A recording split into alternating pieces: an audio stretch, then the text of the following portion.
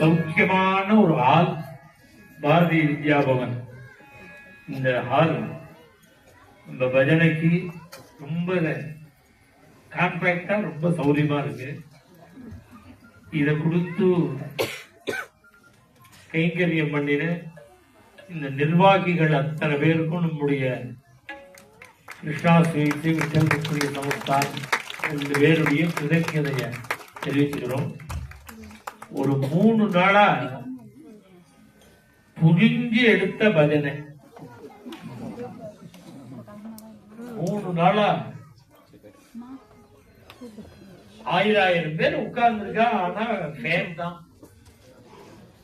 எனக்கெல்லாம் வேலைக்கு புரிஞ்சு உணர்த்த வேண்டியதுதான் பாக்கி. எனக்கு ஒன்றும் இல்லை, எல்லாருக்கும். நான் எல்லா இடத்தையும் நான் செஞ்சு வந்திருக்கேன். அடுத்த தடவை பஜனைக்கு வந்தேன் எல்லாம் ஏசி ஆயிடும். அந்த 3 நாள் பரிசிரமத்துக்கு இன்னைக்கு சிரம நிவர்த்தி மாதிரி இங்க ஏசியில பஜனை. நாம பொதுவாவே ஏசிக்காரர் தான் ப்ரிஃபர் பண்றது. சாதாரணமா வேற ஏசி இல்லாத இடத்துக்கு போறதே கிடையாது. அப்படி ஏன் சௌகரியம் உண்டு இல்லை.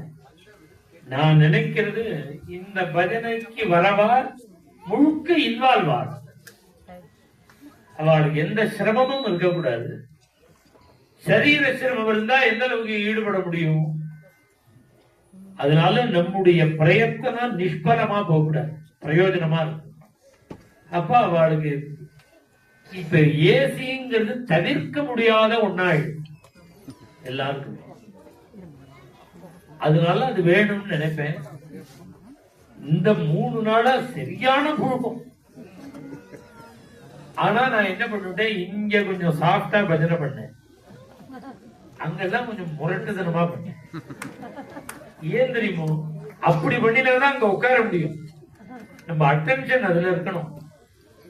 அங்க கொஞ்சம் ஃபெசிலிட்டி கம்மியா இருக்கிறதுனால, கம்மி இல்ல, ஃபெசிலிட்டியே இல்ல, அங்க அவளுக்கு இன்வால்வ் ஆகணும்னா நாம வேற விதமா பிரயத்தனப்பட்டாதான் ஆவா. அதனால அப்படி ஒரு பஜனை.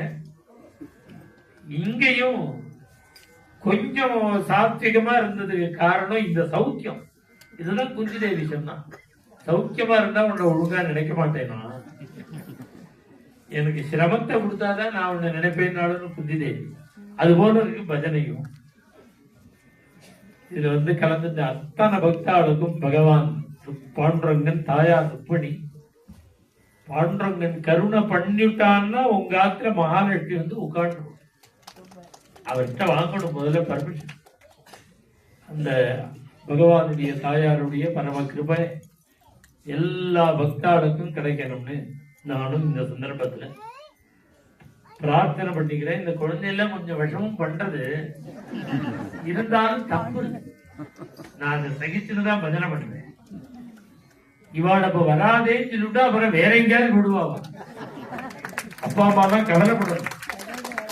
இந்த சம்ஸ்காரம் போச்சுன்னா அப்புறம் கொண்டே வர முடியாது. இந்த வயசுல பஜனைக்கு வரணும், குதிக்கிறது எப்பனா நான் எப்ப விறுவிறுன்னு பாட போறேன்னு காத்துட்டு இருக்கா. எழுதுகிறதுக்கு இங்க குழந்தைகள், அங்க சில மாமிகள், சில பொண்கள், நான் எப்ப டெம்போ ரைஸ் பண்ணுவேன்னு காத்துட்டு இருக்கேன். நான் இந்த கொஞ்சம் ஆரம்பத்துல கொஞ்சம் ஸ்டெயினா இருந்தது, அதனால பாடல. இந்த குழந்தைகள் ரொம்ப அவசியம்.